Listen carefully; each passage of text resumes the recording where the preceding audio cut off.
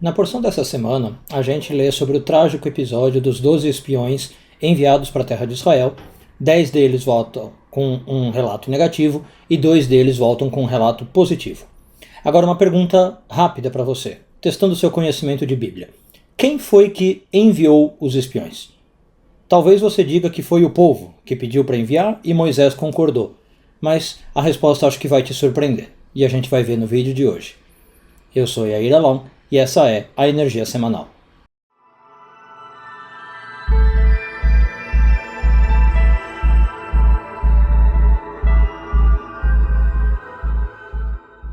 Bom, pessoal, antes de entrar na porção semanal, só uma coisa que eu queria comentar com vocês, que eu estou bastante empolgado, está me deixando feliz. Nós temos no momento no meu canal do YouTube 7.974 inscritos, ou seja, quase 8.000 inscritos. Eu não tenho nem palavras para descrever a felicidade, eu nunca imaginei que eu ia chegar nesse nível, né, num canal de espiritualidade. Então eu queria propor para vocês ao mesmo tempo um desafio e uma competição, um prêmio. Vai. O desafio é o seguinte, nós precisamos 26 pessoas para bater 8.000 inscritos. Então, o primeiro desafio, será que a gente consegue 26 inscritos em 24 horas? Esse vídeo aqui está indo domingo, né, 7 horas da noite ao ar. Vamos ver se até segunda, 7 da noite, a gente consegue 26 inscritos a mais. E aí a gente tem praticamente um inscrito por hora, chegamos na marca dos 8.000. Se chegarmos na marca dos 8.000 dentro do previsto, aí a gente vai para um prêmio. Eu vou lançar um vídeo, vou mandar um vídeo aqui para vocês, postar extracurricular. Vamos fazer um sorteio, aí eu explico para vocês como é que vai funcionar. Um sorteio para 8 pessoas, já que estamos comemorando 8.000 inscritos, vamos ter 8 vencedores. Aí eu passo as regrinhas, tá? Como vai ser esse sorteio, quais vão ser os prêmios, espero que vocês gostem. Esse vídeo eu ponho assim que a gente atingir a marca de 8.000, então primeiro fica o desafio, ok? Precisamos mais 26 pessoas, inscreva-se no canal, chegando na marca de 8.000, a gente dá um prêmio. Bom, agora sim, vamos lá para a nossa discussão. Vamos começar o vídeo abordando a pergunta que eu fiz para vocês. Na questão dos espiões, né? Vamos enviar 12 espiões para a Terra. De onde veio a ordem? De onde que veio essa ideia? Quem é que permitiu, digamos assim? Bom, primeira coisa, vamos ver Números 13, versículos de 1 a 3, e você vai ver que ali diz que Deus que falou para os espiões irem. Então olha só o que diz o texto. Vai daber Hashem el Moshe lemor, Deus disse para Moisés, falando, Shlach lecha anashim, envia para você pessoas, vai teru et haaretz Knaan, e eles vão espionar a terra de Canaã, asher ani noten livnei Israel, que eu estou dando para os filhos de Israel. Ish echad lemate avotav, cada homem vai ser pego de uma das tribos dos seus pais, tishalchu kol nashim bahem, e você vai mandar de cada tribo um homem, né, para espionar. Número 3, versículo 3, Vaishlach otam Moshe mimidbar Paran. E Moisés os enviou do deserto de Paran, alpi Hashem, conforme Deus falou. Então, primeira opção, né, primeira resposta aí, Deus que falou para Moisés mandar os espiões. Mas existe uma contradição. Porque em outro trecho da Bíblia, em Deuteronômio, Moisés, narrando o episódio, ou relembrando o episódio, diz que o povo que pediu. Vamos ver essa passagem? Então olha só o que a gente vê nos versículos 22 e 23 de Deuteronômios. Vatirkevun elai, se aproximem de mim, kulchem, todos vocês, vatomru nishlecha nashim lefaneinu. E vocês disseram, mandem homens diante de nós. Vaichferu lanu et haaretz, para que eles possam sondar a terra. Veiashivu otanu, e para que eles tragam um relato para nós. Devar et aderer asher na'ale ba, e para que a gente fique sabendo as condições, né, dos caminhos pelos quais a gente vai passar, ve'etarim asher navoa aleihen, e pelas cidades pelas quais a gente vai passar.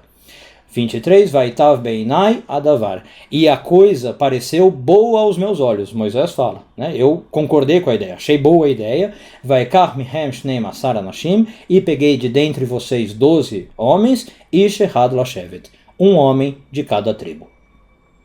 Então, pronto, começamos aí, você viu o drama, né? Um versículo de Números diz que Deus que mandou, e no segundo versículo, aqui em Deuteronômio, Moisés fala, o povo pediu, e Moisés diz, eu achei boa a ideia e fiz o que vocês pediram.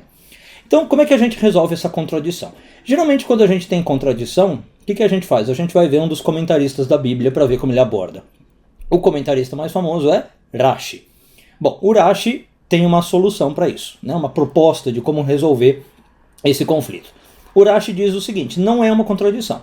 Na verdade, o que aconteceu foi assim, o povo pediu a Moisés, como a gente viu agora em Deuteronômio, tá? Moisés foi falar com Deus, como ele disse, Moisés gostou da ideia, foi falar com Deus, e Deus deu a permissão. Mas não é um mandamento de Deus, é assim que Urashi explica. Tá? Deus não falou como uma ordem, Deus só deu a permissão. Ou melhor, Deus ele não se opôs ao pedido do povo. Tá? Deus falou assim, ok, se o povo quer, mande os espiões. Bom, e aí a gente chega numa lição aqui bastante importante, talvez um pouco chocante, mas importante. Os nossos sábios no Talmud, Makot 10b, dizem o seguinte, aonde uma pessoa quer ir, é para lá que ela é levada. Ou seja, o que significa isso? Quando a pessoa quer algo na vida, geralmente ela vai conseguir chegar lá. No sentido, Deus não vai interferir no processo. Né? Deus não para uma pessoa nos caminhos que essa pessoa escolheu. Como a gente vê aqui na história dos espiões, as pessoas queriam fazer uma coisa e Deus falou, ok, Deus deu o aval. E Deus faz isso, diz a Kabbalah, mesmo sabendo que pode dar problema, como no caso dos espiões. A gente sabe que o resultado ali seria trágico, né? Mas Deus não interfere. Essa é a questão do livre-arbítrio que a gente tem na Kabbalah. A gente tem a liberdade plena no nosso mundo, inclusive essa liberdade de errar. Tá? Deus jamais vai interferir no caminho de uma pessoa, mesmo sabendo que ela vai errar. Tá? Se ele fizesse isso, ele estaria tirando o livre-arbítrio dela. Então Deus, talvez como um pai educando um filho, às vezes ele sabe que vai dar caca, né? Aquela escolha, aquele caminho que a pessoa está escolhendo, mas ele não interfere, ele deixa que a pessoa vá adiante. Então, como eu falei, é uma lição aí talvez um pouco chocante, mas é importante saber que a gente consegue ir onde a gente quer, né? E Deus não faz nada para barrar a gente, mesmo sabendo que vai dar errado. Agora, vamos um pouquinho mais fundo, pegando outro comentarista da Bíblia, muito bom, tão bom quanto Urashi, que é o Maimônides, o Rambam. O Maimônides, quando ele olha essa passagem, ele, claro que percebe também essa contradição, mas ele fala o seguinte, não importa quem mandou os espiões, tá? Não importa se foi Deus, se foi Moisés, se foi o povo, e também não importa a consequência dos atos, né? Que muita gente questiona assim, nossa, mas por causa de um evento tão simples, eles foram condenados, se você lembra, a punição foi o quê? Andar 40 anos no deserto, eles estavam prestes a entrar na terra, depois desse evento Deus fala, não, vocês vão andar 40 anos no deserto, toda essa geração vai morrer e só os filhos de vocês vão entrar na terra de Israel. O Maimônides diz, nada disso importa. Não importa quem mandou, não importa o castigo, o que importa é que isso era necessário acontecer. Isso era parte do processo. A gente vai perguntar talvez, para quê, né? Era necessário para quê? Que parte do processo o Maimônides está falando? E o Maimônides explica, ele diz que é o seguinte, sempre que nós estamos falando de liberdade, de se libertar e de se conectar com esse conceito, a gente precisa de tempo. No caso da Bíblia, a gente precisava de uma geração, né, chegar uma nova geração para elas poderem sentir o conceito de liberdade. A nação que saiu do Egito ainda estava muito na mentalidade escrava, na mentalidade servil. Essa geração não conseguiria viver livremente na terra de Israel. Só os filhos dela. Agora, o que importa para nós é que isso também vale na nossa vida. Do mesmo jeito que vale para uma geração, vale para uma pessoa. Não existem atalhos quando a gente quer chegar na liberdade. Né? Não existem sendas mais curtinhas que a gente pode pegar e falar assim, bom, agora eu sou livre mais rápido. Sempre que eu preciso ter uma libertação, sempre que eu preciso mudar alguma coisa na minha vida, isso demanda tempo, isso demanda paciência. O judaísmo e a Kabbalah não acreditam naquelas mudanças repentinas do dia para a noite. Tá? Pessoas que de repente se iluminam. Pessoas que vão dormir de um jeito e no dia seguinte acordam um santo. Né? O judaísmo também não acredita muito naquelas revelações, naqueles lampejos. Né? Não, todas essas coisas têm um processo, todas essas coisas levam tempo. Aliás, se você for ler o Antigo Testamento, ele é uma história de mais de 1000 anos. Né? Se você pegar de Moisés até os profetas, são 1000 anos o povo tentando se acostumar com a ideia de um Deus único, com a ideia de liberdade, com a ideia de valores éticos e morais. Não foi de um momento para o outro. Né? O povo não saiu do Egito e de repente era um povo iluminado. Então Maimônides faz uma pergunta muito interessante, né? Por que Deus não fez logo o povo ser um povo maravilhoso? Né? Sair do Egito, reconhecer Moisés como um grande líder, reconhecer Deus como um ótimo Deus, já entrar na terra de Israel. Deus não poderia fazer isso? Claro que poderia. Deus é onipotente. Deus criou o ser humano, né? Ele poderia recriar o ser humano, ele podia transformar o ser humano. Mas por que ele não faz isso? Voltamos à questão inicial. Porque senão ele tiraria a liberdade humana. Deus não quer impor isso sobre as pessoas. Né? Ele não quer impor nada, nem uma crença, nem qualquer outra coisa. São coisas que a pessoa tem que conquistar pelo mérito próprio. Portanto, é algo que demanda tempo, é algo que demanda paciência. Né? Os israelitas tinham que passar por um processo de cair, de levantar, de errar, de acertar, de ter sofrimentos, de ter regozijos, até chegarem sozinhos na crença de que eles estavam sendo guiados por Deus, de que eles tinham um bom líder, de que eles deviam entrar na terra de Israel.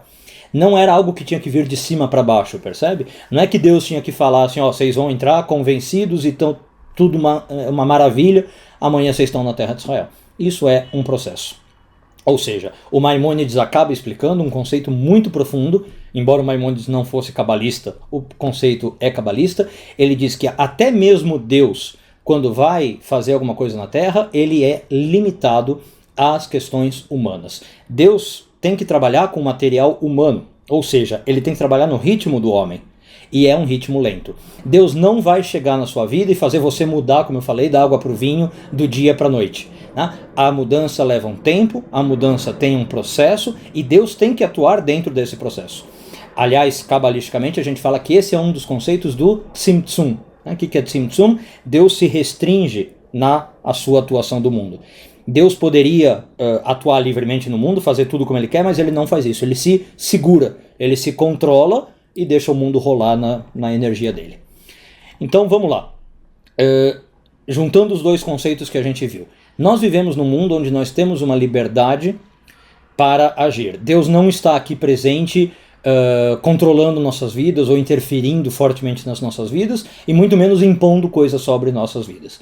Portanto, essa nossa liberdade envolve duas coisas, inclusive a liberdade de errar, né? A gente tem a liberdade de fazer escolhas ruins e de dar resultados negativos, tá? Deus vê isso e permite, e a gente tem a liberdade de levar o tempo que a gente precisa para chegar nos nossos processos.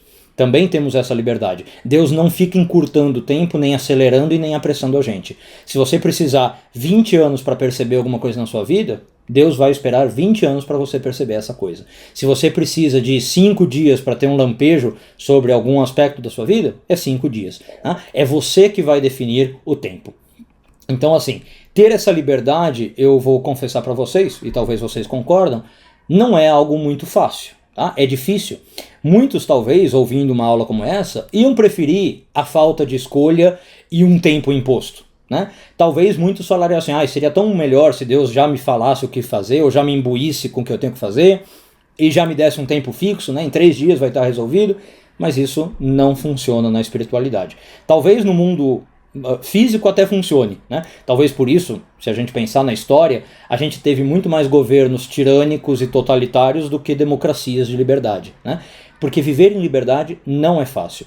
Ter essa liberdade de errar, de fazer as nossas escolhas e demorar o tempo que a gente precisa, não é fácil. Mas, sem dúvida, é o que leva a mais realizações. É o que leva a realizações mais concretas. Tá? Se a coisa fosse imposta, a gente seria meramente robôs, que é o que a Kabbalah diz que acontece com os anjos. Né?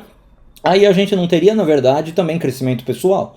Então, é um processo um pouquinho mais sofrido, é um processo um pouco mais difícil, mas é o processo que, quando culmina numa mudança, realmente traz mudanças concretas, mudanças significativas. Né? Então, na história dos espiões que a gente está vendo, foi essa liberdade que o povo estava ganhando. Né? Quando acontece o episódio, o povo estava ganhando o direito de errar, Deus deixa que eles errem, e o direito de ter tempo para se renovar, para ganhar uma nova mentalidade e poder entrar na terra de Israel. Do mesmo jeito que a geração dos espiões, assim é com a gente. Quando a gente precisa mudar algo na nossa vida, seja eliminar um vício, seja eliminar um hábito, seja ganhar uma nova consciência, Deus deixa que a gente erre quantas vezes for necessário e Deus dá o tempo preciso para que a gente chegue naquele nosso objetivo. Uma boa semana a todos, Shavua Tov e tudo de bom.